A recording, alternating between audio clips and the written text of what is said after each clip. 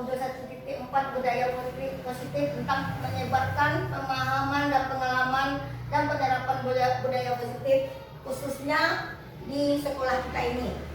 Saya mengambil judul tentang budaya positif ini karena memang di program guru penggerak saya diharuskan untuk menyebarkannya melalui presentasi langsung kepada kepala sekolah dan guru-guru hebat di sini. Jadi sebelum kita memulai untuk menerangkan atau menyebarkan pemahamannya, kita ice breaking dulu sesuai dengan pertanyaan saya nanti tentang membuka kepalan tangan ibu bapak guru. Kita akan ice breaking dulu tentang buka tutup, buka tutup. Buka tutup, buka tutup, bertepuk tangan.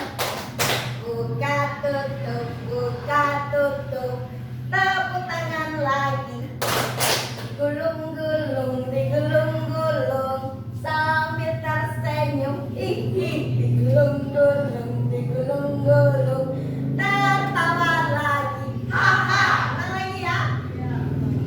1, 2, 3. Buka tutup, buka tutup, bertepuk tangan.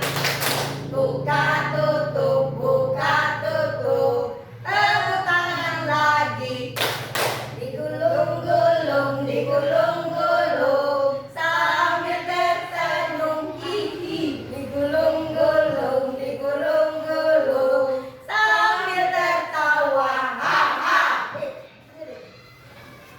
Selamat datang kepada ibu guru hebat. Mari belajar bersama dan berkolaborasi untuk mewujudkan budaya positif di sekolah kita.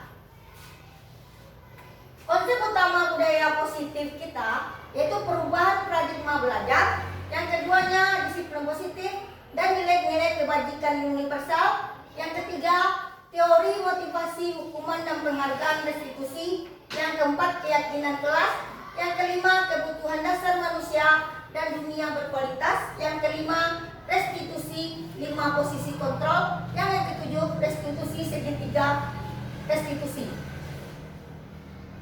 Filosofi Ki Hajar Dewantara yang kita anut dalam CGP saya mendapatkannya, pendidikan itu adalah menuntun tumbuh atau hidupnya kekuatan kodrat yang ada pada anak agar dapat memperbaiki lakunya untuk mencapai keselamatan dan kebahagiaan setinggi-tingginya baik sebagai manusia ataupun sebagai anggota masyarakat.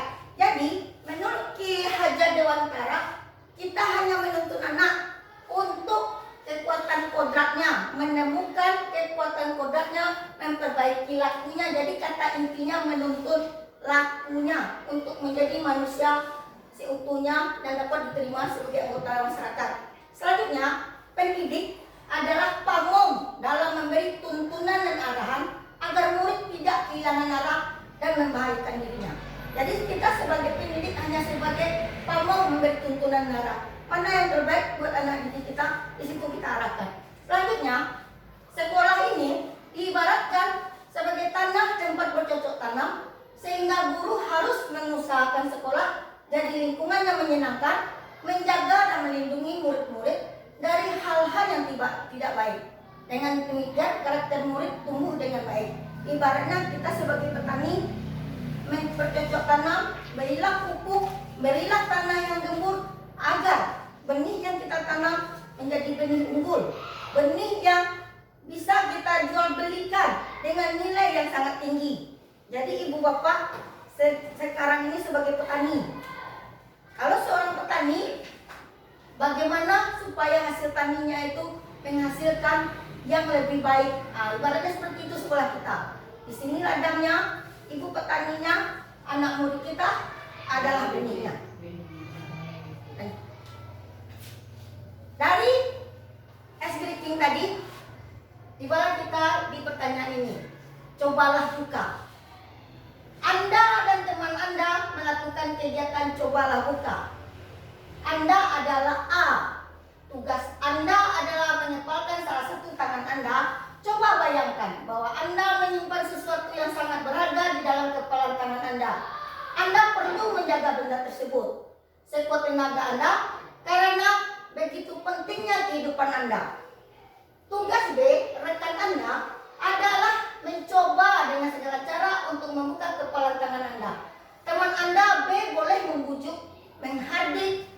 mengintimidasi, memarahi, menggoda, menggelitik, bahkan menawari Anda uang agar Anda bersedia membuka kekebalan tangan Anda. Coba lakukan kegiatan C. Coba lakukan di atas dengan B secara bergantian. Masing-masing A dan B memiliki waktu 30 detik saja. Sesudah itu diskusikan kegiatan ini dan coba jawab pertanyaan-pertanyaan di bawah ini secara mandiri dan diskusikan kembali dengan rekan Anda. Bandingkan jawaban Anda apakah berbeda atau sama. Bila mana berbeda, kira-kira mengapa? Apakah Anda atau B membuka kepalan tangan Anda? Mengapa? Apa alasan Anda atau B membuka kepalan tangan Anda? Maka Anda atau B menutup kepalan tangan Anda. Mengapa? Apa alasan Anda atau B tetap menutup kepalan tangan Anda? Kegiatan ini sesungguhnya siapa yang memegang kendali atau kontrol untuk membuka atau menutup kepalan tangan Anda. Jadi kalau Anda mempunyai kontrol ingin maju atau tidaknya, disinilah. Kalau Anda punya kepalan tangan kuat, walaupun Anda dihadik, dimarahin, tindasin, kalau memang dari sininya Anda kuat, Anda tidak akan terpengaruh. Nah, seperti itulah, cobalah buka sebenarnya pertanyaannya.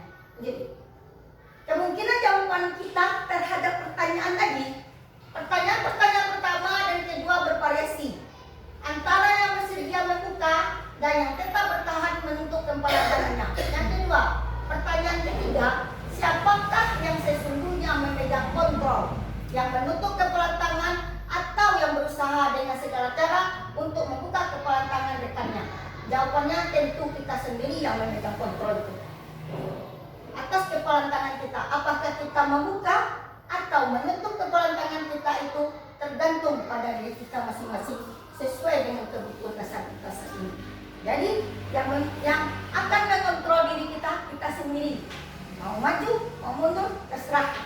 Itu arti pertanyaan tadi. Jadi, nah, sekarang kita belajar tentang pertama perubahan paradigma tentang stimulus respon menuju teori kontrol berdasarkan kontrol Dr. William Glasser, yaitu seorang psikiater dan pendidik. Dalam kontrol teori yang kemudian berkembang dinamakan dengan choice theory, meluruskan beberapa miskonsepsi tentang makna kontrol. Banyak yang miskonsepsi tentang kontrol itu apa? Yang satu, ilusi guru mengontrol murid. Pada dasarnya kita tidak dapat memaksa murid untuk berbuat sesuatu jika murid tersebut memilih untuk tidak melakukannya. Yang kedua, ilusi bahwa semua penguatan positif efektif dan bermanfaat. Kemungkinan murid tersebut akan menyadarinya dan mencoba untuk menolak rujukan kita, atau bisa jadi murid tersebut menjadi tergantung pada pendapat sang guru untuk berusaha. Yang ketiga, ilusi bahwa kritik dan membuat orang merasa bersalah dapat menguatkan karakter. Menggunakan kritik dan rasa bersalah untuk mengontrol murid menuju pada identitas gagal.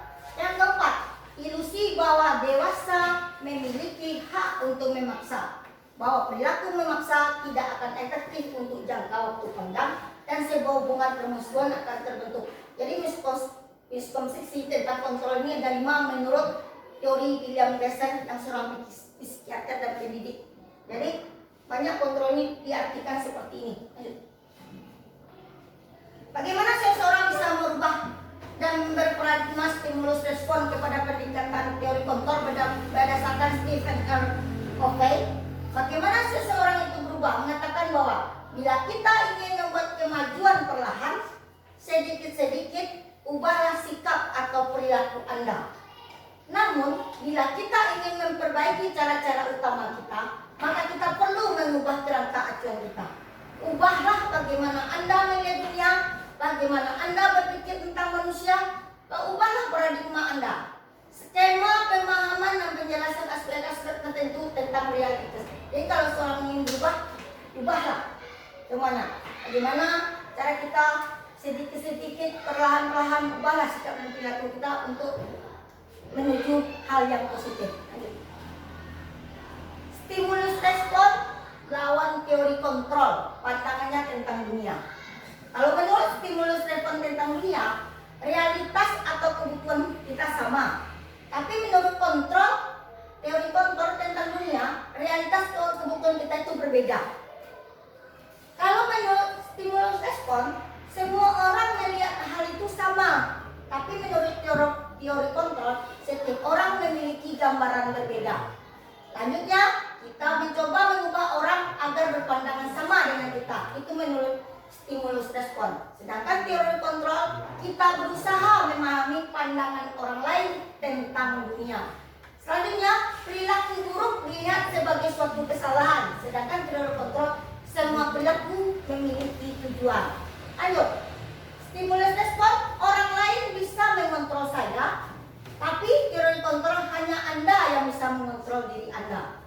Sedangkan stimulus respon, saya bisa mengontrol orang lain, sedangkan teori kontrol, Anda tidak bisa mengontrol orang lain. Stimulus mengatakan pemaksaan Anda pada saat rujukan gagal, sedangkan teori kontrol, kolaborasi dan konsensus menciptakan pilihan-pilihan baru.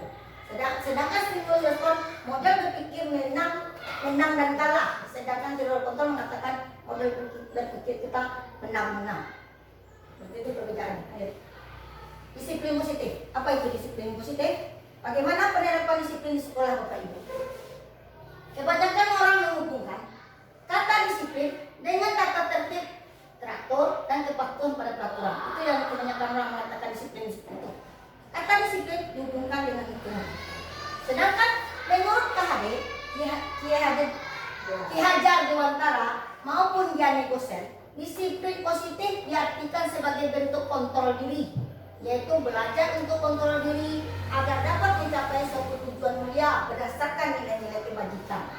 Penerapan disiplin positif sebagai upaya menciptakan anak-anak yang memiliki disiplin diri sehingga mereka dapat berperilaku dengan mengacu ke nilai-nilai kebajikan universal yang dilatar belakangi motivasi intrinsik bukan ekstrinsik. Intrinsik dari dalam ini, ekstrinsik dari luar dia. Nah, di sini tadi kita membahas tentang nilai-nilai kebajikan dari disiplin positif. Ada 6 kebajikan dari nilai kebajikan itu berdasarkan 6 institusi atau organisasi. Yang pertama, profil pelajar Pancasila. Apa saja nilai kebajikannya? Beriman, bertakwa, di penilaian itu lagu profil pelajar Pancasila. Nah, ini. Nah, profil pelajar Pancasila itu beriman, bertakwa kepada Tuhan Yang Maha Esa, berakhlak mulia, mandiri, bernalar kritis, berbhinneka global, bergotong royong dan kreatif. Sedangkan menurut Ibo Primary Years Program PYP, sikap murid itu toleransi, rasa hormat, integritas, mandiri, menghargai, antusias, empati, keingintahuan, kreativitas, kerjasama, percaya diri dan komitmen. Yang ketiganya, menurut 9 pilar karakter Indonesia Heritage Foundation atau IHF, cinta Tuhan dan segenap ciptaannya, kemandirian dan tanggung jawab, kejujuran atau amanah, diplomatis, hormat dan santun, dermawan, suka menolong dan gotong royong, percaya diri, kreatif dan bekerja keras, kepemimpinan dan keadilan, baik dan rendah hati, toleransi, kedamaian dan kesatuan. Sedangkan menurut petunjuk seumur hidup dan keterampilan hidup itu apa saja? Dapat dipercaya, lurus hati, pendengar yang aktif, tidak merendahkan orang lain, memberikan yang terbaik dari diri. Sedangkan petunjuk hidup itu berisi peduli, penalaran, bekerja sama, keberanian, keingintahuan, usaha, keluasan atau fleksibilitas, berorganisasi, kesabaran, keteguhan hati, kehormatan, memiliki rasa humor, berinisiatif, integritas, pemecahan masalah, sumber pengetahuan, tanggung jawab, dan persahabatan. Yang terakhir, the 7 essential virtues, building moral intelligence, yaitu tentang empati, suara hati, kontrol diri, rasa hormat, kebaikan, toleransi, dan keadilan.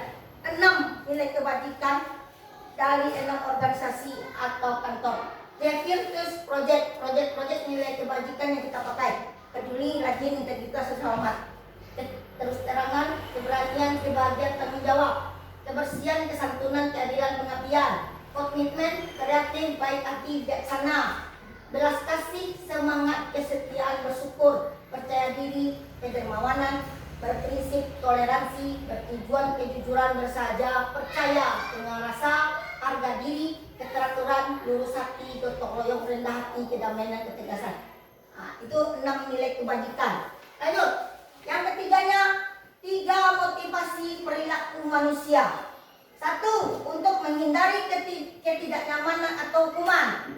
Ini adalah tingkat terendah dari motivasi perilaku manusia. Biasanya orang yang motivasi perilakunya untuk menghindari hukuman atau ketidaknyamanan akan bertanya apa yang akan terjadi jika saya tidak melakukannya. Itu bersifat eksternal, di luar dirinya. Yang kedua, untuk mendapatkan imbalan atau penghargaan dari orang lain. Pasti dia mengatakan mereka melakukan tindakan untuk mendapatkan pujian dari orang lain yang menurut mereka penting dan mereka letakkan dalam dunia kualitas mereka. Mereka juga melakukan sesuatu untuk mendapatkan hadiah, pengakuan atau imbalan. Ini bersifat eksternal juga. Yang ketiga, motivasi perilaku manusia itulah untuk menjadi orang yang mereka inginkan dan menghargai diri sendiri dengan nilai-nilai yang mereka percaya. Di sini adalah motivasi yang akan membuat seseorang memiliki disiplin positif karena motivasi perilaku bersifat internal, bukan eksternal, dari dalam dirinya sendiri. Jadi yang 3 motivasi ini, yang nomor 3 yang kita harus capai. Lanjut, sebagai seorang guru lagi. Sebagai seorang guru, saat Anda hadir mengajar di kelas tepat waktu, motivasi apakah yang mendasari tindakan Anda? Apakah Anda tepat waktu karena tidak ingin ditegur oleh atasan? Dan kemudian mendapat surat peringatan atau menghindari ketidaknyamanan dan hukuman? Atau Anda ingin mendapat pujian dari atasan Anda dan mendapat penghargaan sebagai karyawan atau guru berprestasi, mendapat imbalan atau penghargaan dari orang lain? Dan atau Anda ingin jadi orang yang menghargai waktu, menghargai diri sendiri sebagai teladan bagi murid-murid Anda karena Anda percaya tindakan Anda sebagai guru akan dicontoh oleh murid-murid Anda, menghargai diri sendiri. Manakah motivasi yang paling kuat yang mendasari tindakan Anda? Atau bahkan kombinasi dari 2 motivasi atau bahkan ketiga-tiganya? Nama Bu? Nama yang mendasarinya? Yang pertama, kedua, ketiga. Anak karena untuk penghargaan. Yang mana? Tergantung diri sendiri. Tergantung diri. Kalau punya yang mana? Tergantung diri sendiri. Yang punya yang mana? Pertama, 2, 3. Kan 3 motivasi perilaku manusia itu. Nah, yang mana punya? Yang ketiga. Yang rancak nomor 3. Nah, yang rancak nomor Tapi 3. kalau yang terlambat itu kan kalau satu lagi lain hal. Boleh. Tanpa disengaja. Nah, gitu itu kan. kombinasi loh. Tanpa disengaja, entah apa waktu, entah badan udah bocor, itu kan tanpa disengaja. Yang sebaiknya tentu nomor 3 Ibu. Oke. Kita doakan yang terbaik. Jangan yang terbaiknya itu nomor 3. Nah, Mantap. Kalau ada keinginan seperti itu, Tuhan akan iya. Lanjut. Hukuman apa perbedaan hukuman, konsekuensi dan restitusi? Kalau hukuman itu bersifat tidak terencana atau tiba-tiba. Yang kedua, hukuman bersifat satu arah, murid hanya menerima hukuman, itu hukuman. Hukuman bisa berupa fisik maupun psikis murid. Anak disakiti oleh suatu perbuatan atau kata-kata. Kalau konsekuensi sudah terencana dan sudah disepakati oleh murid dan guru. Lanjutnya, bentuk-bentuk konsekuensi dibuat oleh pihak guru atau sekolah. Yang ketiga, konsekuensi akan diterima bila ada pelanggaran. Yang keempat, murid dibuat tidak nyaman untuk jangka pendek. Yang kelima, konsekuensi diberikan berdasarkan data yang umumnya dapat diukur. Kalau restitusi, proses menciptakan kondisi murid untuk memperbaiki kesalahan mereka sehingga mereka bisa kembali kepada kelompok mereka, menjadi karakter yang kuat. Proses kolaboratif yang mengajarkan murid untuk mencari solusi untuk masalah, membantu murid berpikir tentang orang seperti apa yang mereka inginkan dan bagaimana mereka harus memperlakukan orang lain. Itu beda hukuman, konsekuensi, dan restitusi. Lanjut. Dihukum untuk penghargaan itu dihukum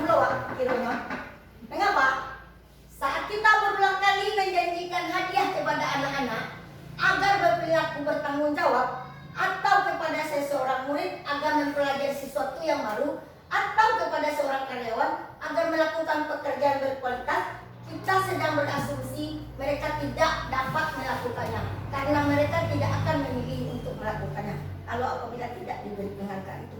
Menurut Alfikon.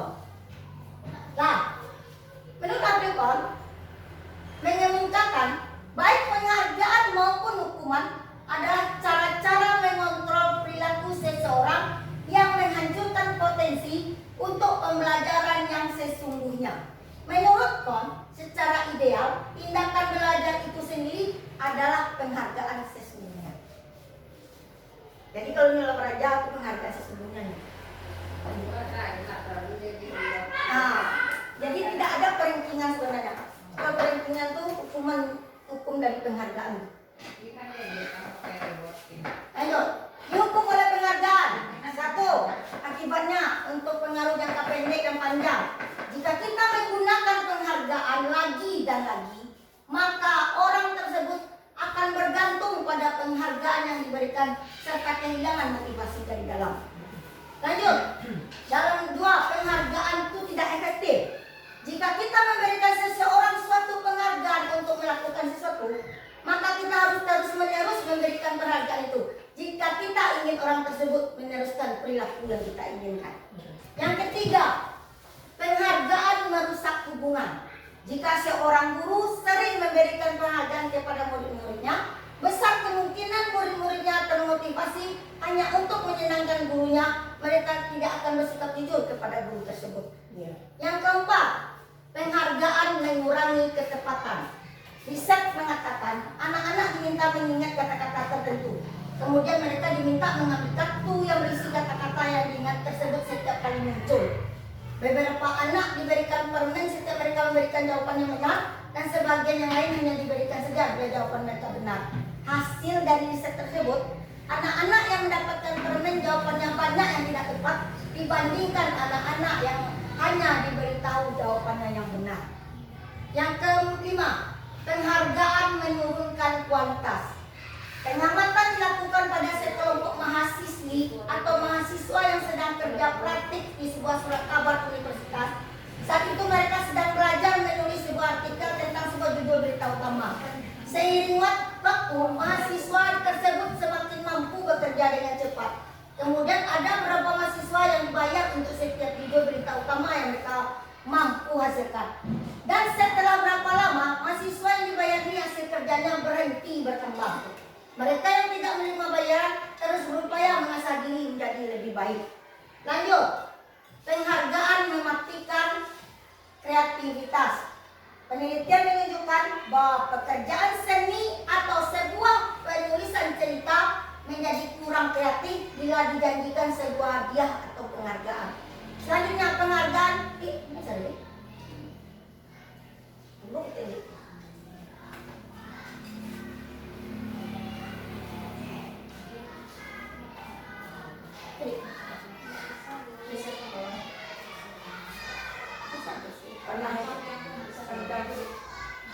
Nah, itu wah. Nah, mau dia.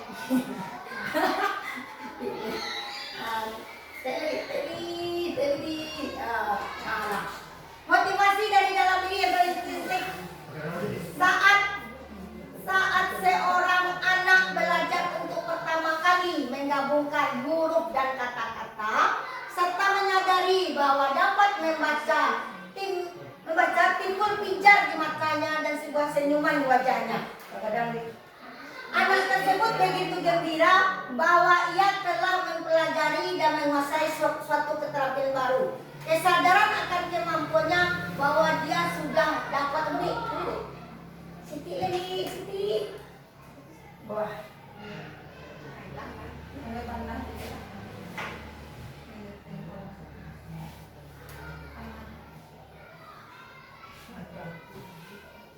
Nah, dapat membaca sesungguhnya itu sebuah penghargaan tuh. Apa nih itu tuh. Nah, yang selanjutnya penghargaan menghukum itu kalau kita membuat ranking. Misalnya dalam sistem ranking kedua akan merasa paling dukung. Jadi yang kedua itu merasa paling dukung pun lebih loh. Jadi rekan-rekan itu ada penghukuman yang kira. Lanjut. Restitusi yang kita pakai adalah sebuah pendekatan untuk menciptakan budaya positif pada murid. Restitusi itu bukan menebus kesalahan, namun untuk belajar dari kesalahan. Yang kedua, restitusi itu membagi hubungan. Jadi restitusi ini akan kita pakai sebenarnya dalam budaya positif di sekolah. Restitusi adalah tawaran bukan paksaan. Restitusi menuntun untuk melihat ke dalam diri. Restitusi mencari kebutuhan dasar yang mendasari tindakan. Dan restitusi diri adalah cara yang paling baik. Sedang restitusi fokus pada karakter bukan tindakan. Dan restitusi menguatkan. Serta restitusi fokus pada solusi. Dan restitusi mengembalikan murid yang berbuat salah pada kelompoknya. Itu yang disebut dengan restitusi. Lanjut. Nah lanjut. Sekarang yang mengapa keyakinan kelas? Mengapa tidak peraturan kelas saja? Kan ada peraturan kelas, ada keyakinan kelas. Jawablah pertanyaan betul. 1. Mengapa kita memiliki peraturan tentang penggunaan helm pada saat mengendarai roda 2 atau motor? Kemungkinan jawaban Anda adalah untuk keselamatan. Yang kedua, mengapa kita memiliki peraturan tentang penggunaan masker dan mencuci tangan setiap hari? Kemungkinan jawaban Anda adalah demi kesehatan dan keselamatan. Dari nilai-nilai keselamatan dan kesehatan yang Anda jawab ini, itu disebut dengan keyakinan, yaitu nilai-nilai kebajikan universal yang disepakati secara tersirat dan tersurat lepas dari latar belakang suku, negara, bahasa maupun agama. Itu yang disebut dengan keyakinan. Yang lanjut, nilai kebajikan menekankan pada keyakinan seseorang akan lebih memotivasi seseorang dari dalam intrinsik. Sedangkan seseorang akan lebih tergerak dan bersemangat untuk menjalankan keyakinannya daripada hanya sekedar mengikuti serangkaian peraturan tertulis tanpa makna. Jadi kita yakin bahwa Allah itu ada, maka kita yakin untuk melaksanakan kewajiban. Nah, lanjut. Pembentukan keyakinan sekolah atau kelas. Keyakinan kelas itu bersifat lebih abstrak daripada peraturan yang lebih rinci dan konkret. Yang kedua, keyakinan kelas itu berupa pernyataan-pernyataan universal. Yang ketiga, keyakinan kelas senantiasa dibuat dalam bentuk positif. Yang keempat, keyakinan kelas hendaknya tidak terlalu banyak sehingga mudah diingat dan dipahami oleh semua warga kelas. Yang kelima, keyakinan kelas sebaiknya sesuatu yang dapat diterapkan di lingkungan tersebut. Yang keenam, semua warga kelas hendaknya ikut berkontribusi dalam pembuatan keyakinan kelas lewat kegiatan curah pendapat. Yang ketujuh, bersedia meninjau kembali keyakinan kelas dari waktu ke waktu. Keyakinan kelas ini sama dengan kesepakatan kelas kita masing-masing. Jadi boleh random, serah dari kelas 1 sampai kelas 6 boleh begitu. Lanjut, 5 kebutuhan dasar manusia. Apa saja 5 kebutuhan dasar manusia itu? 1. Kebutuhan bertahan hidup atau survival. Yaitu kebutuhan bertahan hidup, survival adalah kebutuhan yang bersifat fisiologis untuk bertahan hidup, misalnya kesehatan, rumah, dan makanan. Yang kedua, kebutuhan kasih sayang dan rasa diterima. Kebutuhan untuk disayangi dan diterima meliputi kebutuhan akan hubungan dan koneksi sosial. Kebutuhan untuk memberi dan menerima kasih sayang, dan kebutuhan untuk merasa menjadi bagian dari suatu kelompok. Yang ketiga, kebutuhan penguasaan atau kebutuhan pengakuan atas kemampuan kita. Kebutuhan ini berhubungan dengan kekuatan untuk mencapai sesuatu, menjadi kompeten, menjadi terampil, diakui atas prestasi dan keterampilan kita, didengarkan, dan memiliki rasa harga diri. Yang keempat, kebebasan atau kebutuhan akan pilihan. Kebutuhan akan kemandirian, otonomi, memiliki pilihan, dan mampu mengendalikan arah hidup seseorang. Yang kelima, kebutuhan terakhir, kesenangan atau kebutuhan untuk merasa senang. Kebutuhan untuk mencari kesenangan, bermain, dan tertawa. Lanjut. Dunia berkualitas. Apa dunia berkualitas, Ibu dan Bapak? Dunia berkualitas kita adalah tempat khusus dalam pikiran Anda. Tempat khusus dalam pikiran Anda.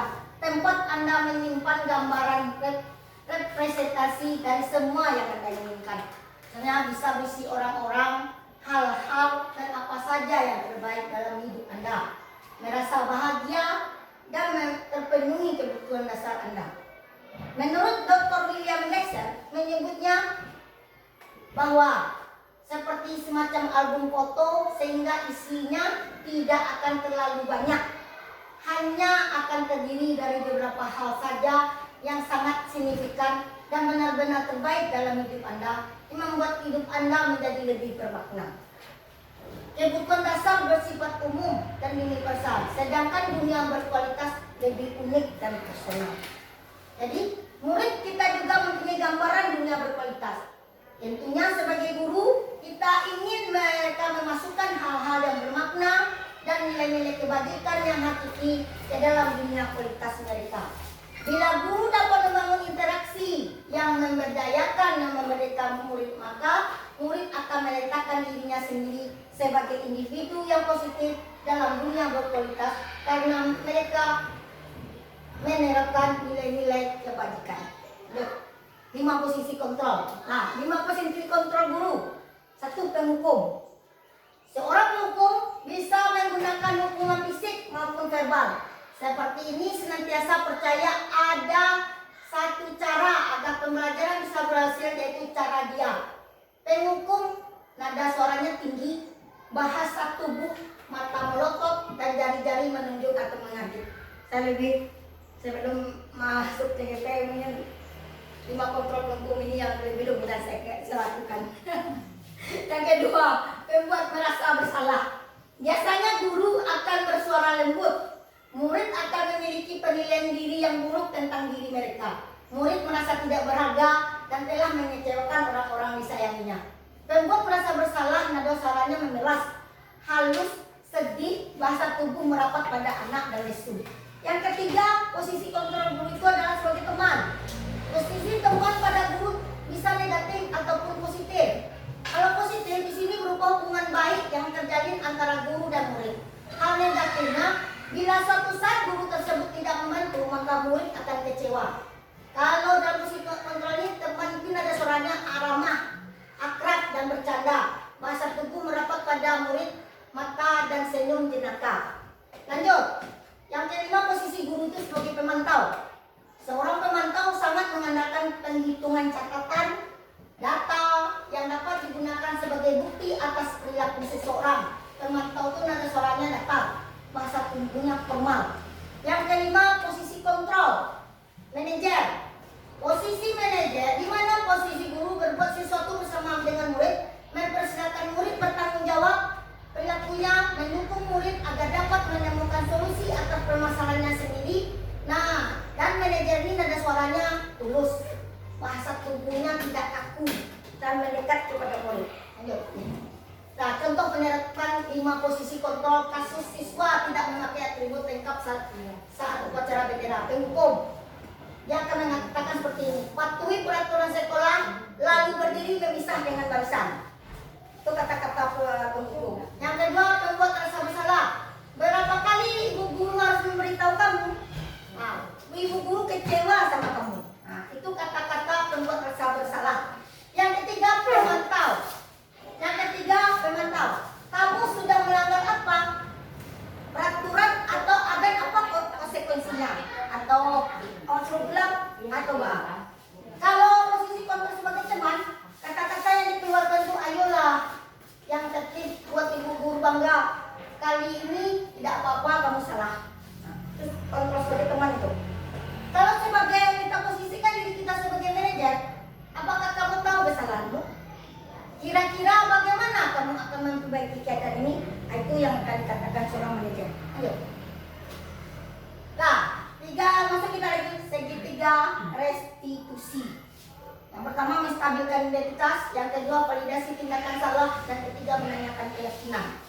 Dalam menstabilkan identitas ini, kata-kata atau kalimat yang mengatakan bahwa asalnya kita menstabilkan identitas itu adalah setiap orang pasti pernah melakukan kesalahan. Yang kedua, kamu bukan satu-satunya yang pernah melakukan ini. Kalau untuk kata-kata validasi tindakan yang salah, kamu tentu punya alasan mengapa melakukan itu. Yang kedua, adakah cara yang lebih efektif untuk mendapatkan apa yang kamu butuhkan? Selanjutnya, menanyakan keyakinan. Keyakinan jelas apa yang telah kita sepakati. Kamu ingin menjadi orang yang seperti apa? Nah, itu yang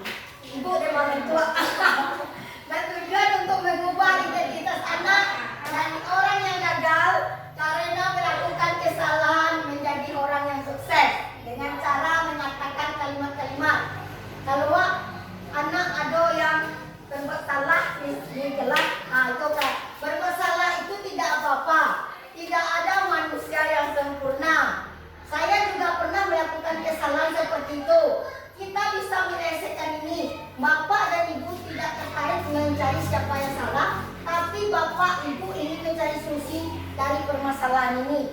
Kamu berhak merasa begitu. Apakah kamu sedang menjadi teman yang baik buat dirimu? Itu yang akan kita katakan kepada anak. Itu dinamakan menstabilkan identitas. Yang kedua, validasi tindakan yang salah. Yaitu setiap tindakan dilakukan dengan suatu tujuan yang memenuhi kebutuhan dasar. Namun bila dikatakan dengan nada tanpa mengakui, akan memvalidasi kebutuhan mereka.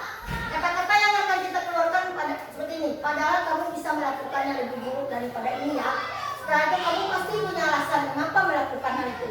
Selanjutnya, kamu patut bangga pada dirimu sendiri karena kamu telah melindungi sesuatu yang penting buatmu. Yang kelima, yang keempat, kamu boleh mempertahankan sikap itu, tapi kamu harus menambah sikap yang baru. Itu untuk kata-kata validasi tindakan yang harus kita katakan kepada anak yang bermasalah.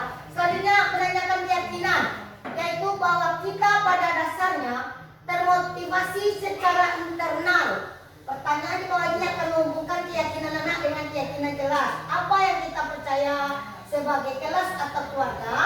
Apa nilai-nilai umum yang kita sepakati? Apa bayangan kita tentang kelas yang ideal? Dan kamu mau jadi orang seperti apa?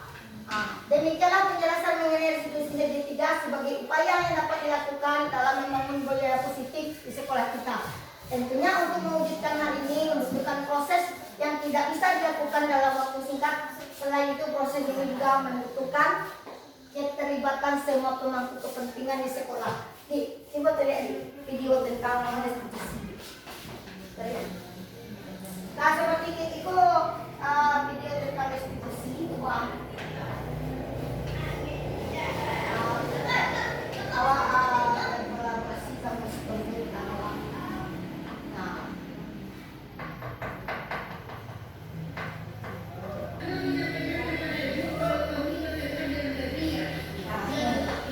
Videonya jelek kok.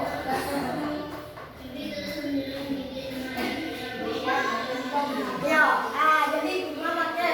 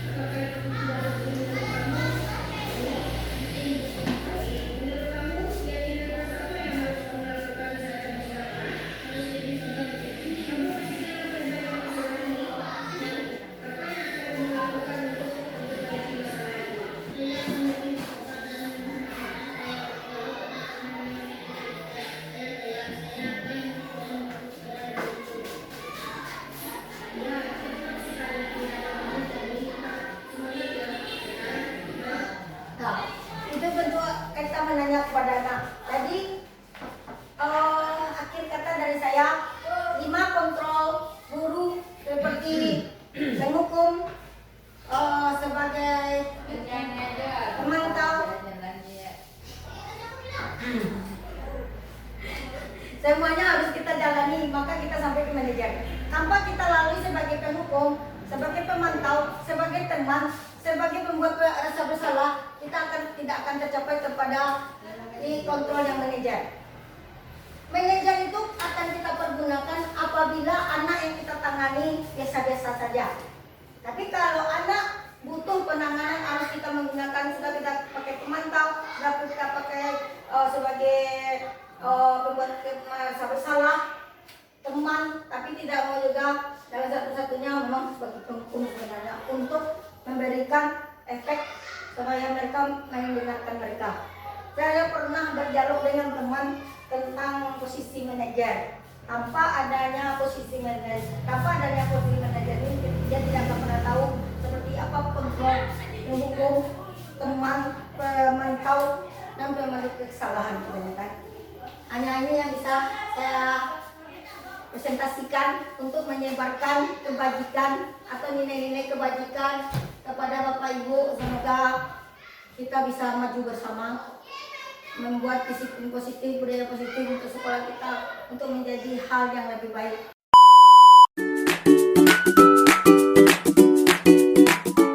Itu di sekolah yang kamu, Pak.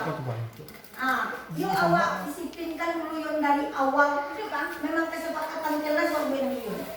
Nah dulu Bu, kasus yang Nah baca dulu Bang, baca dulu. ada MUI saya akan pergi agama, Ya. saya pergi agama. Satu baru yang ingin saya terapkan, sholatnya yang 5 waktu sampai sekarang masih banyak yang belum tentu yang buatin. Sudah kita kasih reward, bagus, juga dikasih reward dengan hadiah, masih ada juga yang empong-empong. Jadi apakah solusi yang bisa Ibu berikan kepada kami supaya anak kita kira-kira mengembalikan kesadarannya tadi itu? Kita kembali lagi ketiga motivasi perilaku manusia. Ya. Ada yang dari implisit, ada yang dari eksplisit. Yang kita lakukan di sekolah bersifat implisit kan. Tapi yang dilakukan untuk dirinya sendiri kan belum ada. Jadi untuk menstimulus itu makanya beransur-ansur. Rubah perilaku yang eksplisit itu menjadi implisit. Sebagai guru itulah tugas Wak. Kalau untuk langsung ini anak harus pergi kok. Tak bisa anak seorang guru masih bisa ikut kontrol kan? Karena tidak ada kesadaran yang seorang. Yang untuk mencari kesadaran dari intrinsik mana yang banyak. Itu tadi gunanya segitiga restitusi, Bapak. Ya. Karena segitiga restitusi itu secara tidak langsung kita membuat anak itu bertanggung jawab. Bahasa awak maupun anak, bahasa awak mengecek anak, kan? Jadi mana itu awak sabit kesalahannya, bukannya memancing apa salahnya. Beko dari situ tuh beko kapalkan dulu kira-kira anak itu kok kalau seandainya meninggal sama sholat apa yang dapat apa hukuman ke orang yang sholat kan berdosa sekalipun. Artinya kita mana itu memancing dari hatinya suram itu dari segi kita restitusi. Ketamanya. Gimana ya? Anyung. Kok ini anaknya sholat, itu dulu. Aku ingin melakukan hal itu. Apa rasanya? Tahu ikut bu, awak tanya itu. Tahu nggak apa resikonya? Mungkin itu yang bisa kita lakukan dengan melakukan segitiga restitusi tadi. Jadi kita ketuk hatinya, Nah, kita ketuk hatinya, kita kembalikan kepada dia positif negatif hasil dari rajin. yang sudah tuh, tapi dia beko apanya kembalikan lagi ke nyoba caranya untuk mengubah perilakunya. Sama juga pada dia nggak langsung tapi berangsur-angsur. Iya. Terima kasih kepada Ibu Ayah sudah menambahkan. Iya. Ada lagi? Bu Nen? Meca? Ada yang tidak jelas? Menjawab sama ini. Kalau sudah jelas, tadi itu presentasi kita budaya positif, penyebaran pemahaman budaya positif di sekolah kita. Saya sebagai calon CGP angkatan 10 Kabupaten Padang Pariaman minta mohon maaf apabila kata-kata atau penyampaiannya tidak baik atau tidak sempurna atau tidak mencukupi untuk menambah pengetahuan dari Ibu Bayu. Saya mohon maaf. Wabillahi taufiq wal hidayah. Assalamualaikum warahmatullahi wabarakatuh.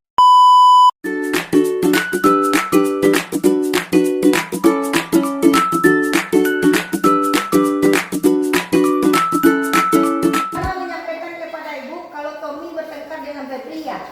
Ya bu, habis saya kesal. Kenapa kesal Tommy? Febri telah menerus menginjak teman ayah saya baik di tempat mengaji maupun di sekolah. Oh begitu. Wajarlah kalau kamu marah dan kesal. Jika Ibu ada di posisi kamu, Ibu juga akan berbuat hal yang sama. Ya bu, Lalu apa yang kamu lakukan pada Febri? saya minta dan memaki-maki Febri bu. Saya tentang meja dan kursinya bu. Oh begitu. Pasti kamu berbuat seperti itu ada alasannya ya? Ya bu, masa saya diam saja kalau nama ayah saya tidak sedekatnya. Bagi anak saya ayah saya dan Bu. Wajarlah jika kamu merasa marah karena tidak rela ayahmu dijelek-jelekan oleh Febri.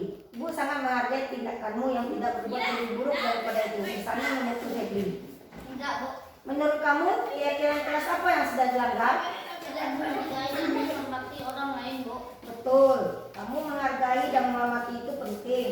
Apakah itu tidak penting menurut kamu, Tommy? Penting, Bu. Baik, menurut kamu, keyakinan kelas apa yang harus kamu lakukan di saat kamu sedang marah? Harus lebih sabar, Bu. Kamu bersedia memperbaiki masalah ini? Ya, Bu. Apa yang akan kamu lakukan untuk memperbaiki masalah ini? Saya akan lebih bersabar dan menahan amarah saya walau ada teman yang menjelek-jelekan ayah saya. Saya akan melaporkan itu kepada Bu Guru. Ya, tepat sekali tindakan kamu, Tommy. Tetap semangat ya. Sekarang, mari.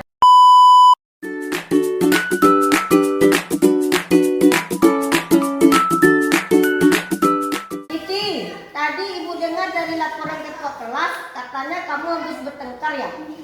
Iya Bu, habis kesal sih. Kenapa kesal? Selo terus mencontek pekerjaan saya, bukan PR saja, tapi tugas yang lain juga dicontek oleh Selo. Oh begitu, wajarlah kalau kamu marah dan kesal. Jika ibu ada di posisi kamu, ibu juga akan berbuat hal yang sama. Ya, Lalu apa yang kamu lakukan dengan Selo? saya marah-marah dan memaki-maki Selo tanpa sadar. Saya lempar bukunya Bu. Oh begitu, pasti kamu membuat seperti itu ada alasannya ya? Iyalah Bu, masa saya diam saja. Saya susah-susah mengerjakan PR, tapi Selo mencontek tidak mau mengerjakan sendiri. Wajarlah jika kamu merasa kesal karena tidak rela pekerjaanmu dicontek begitu saja oleh Selo. Ibu sangat menghargai tindakanmu yang tidak berbuat lebih buruk daripada itu, misalnya memukul. Sekarang coba kita pikirkan, tindakan kamu marah sampai melempar buku Selo apakah sesuai dengan keyakinan kelas kita? Tidak Bu. Menurut kamu, keyakinan kelas apa yang sudah dilanggar? Saling menghormati antar teman Bu. Betul.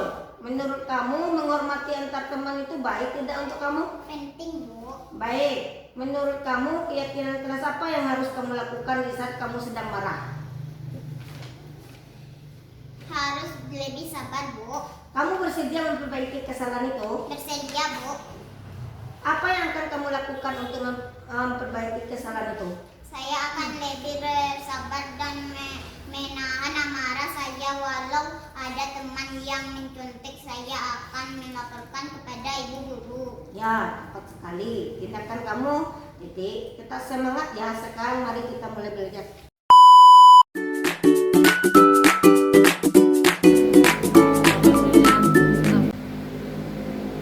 Alhamdulillah, alhamdulillahirabbil alamin. Wassalatu wassalamu ala asrofil anbiya'i wa mursalin wa ala alihi rasulillah ajmain.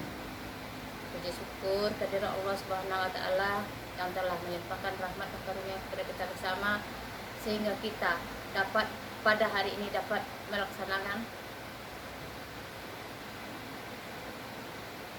testimoni untuk guru penggerak kami yang bernama Nova Adriani. Selawat beriring salam tidak lupa pula kita kirimkan kepada junjungan kita yakni Nabi besar Muhammad Sallallahu Alaihi Wasallam yang telah membawa umatnya dari alam kegelapan kepada alam yang termodern seperti adanya sekarang ini dan alam yang dan kebodohan kepada alam yang berilmu pengetahuan yang kami jalani saat ini. Yang terhormat Bapak Penjamin CGP Kabupaten Padang Pariaman, yang terhormat Ibu PP Kabupaten Padang Pariaman, yang terhormat Ibu Pengawas 7 Koto Sungai Sarip yang kami muliakan. Kami berterima kasih atas lulusnya guru kami SD 017 Koto Sungai Sarip atas nama Nova Andriani SPD untuk CGP Angkatan 10 ini. Dan kami bangga dan sangat berharap dengan ilmu yang didapat dari CGP atau dari PP-nya untuk dikembangkan di sekolah SD 017 Koto Sungai Sarip. dan kami melihat calon CGP sekarang ini sangatlah begitu sibuk dalam kegiatannya untuk menuntut ilmu yang harus diperolehnya dalam CGP ini. Seperti diadakan Zoom, diadakan rapat, loka karya, terus sehingga tidak mengenal lelah. Begitu bangganya kami di sekolah dan guru-guru.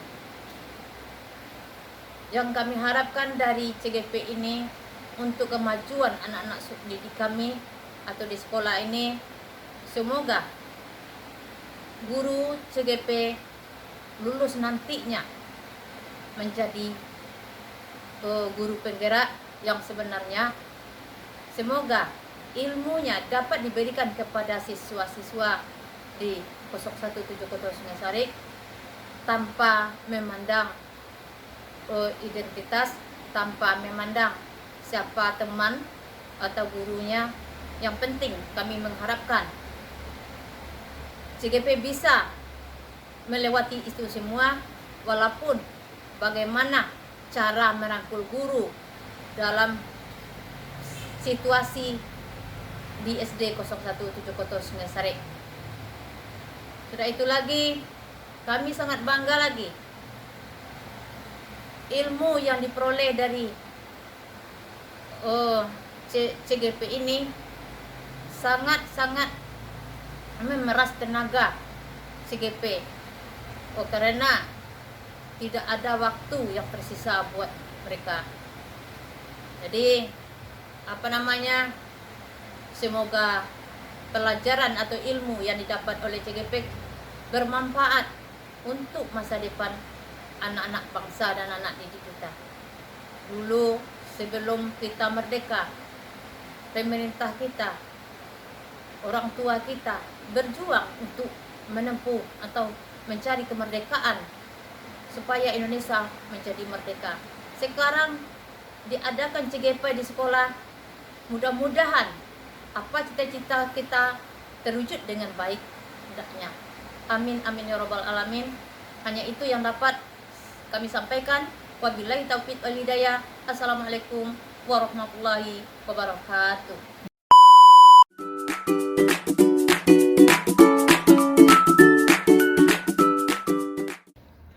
Assalamualaikum warahmatullahi wabarakatuh. Perkenalkan, saya Yunidawati, guru agama SDN 0170 Sungai Sarik. Saya sebagai teman sejawat dari CGP Nova Adriani angkatan ke-10. Menurut saya, Kabupaten Pariaman ya. Menurut saya tentang penyebaran pemahaman budaya positif di sekolah dalam penyampaian materinya, komunikasi antara guru CGP dengan audien bagus, sangat bagus. Kemudian materi yang disampaikan mudah saya pahami, dan di sela-sela materi yang disampaikan ada ice breaking yang membuat saya bersemangat dan dalam menerima materi yang disampaikan oleh CGP tersebut. Dari sekian banyak materi yang disampaikan oleh CGP, saya telah mendapatkan miskonsepsi tentang 5 posisi kontrol guru. Yang pertama tentang guru sebagai penghukum, kedua guru sebagai membuat rasa bersalah, yang ketiga guru sebagai teman, yang keempat guru sebagai pemantau, yang kelima guru sebagai manajer. Dari kelima posisi kontrol ini telah kami lakukan terhadap siswa kami. Dan setelah saya melihat CGP menjalankan pendidikannya selama lebih kurang 4 bulan, saya melihat CGP ini lebih menghadapi siswanya dengan sabar.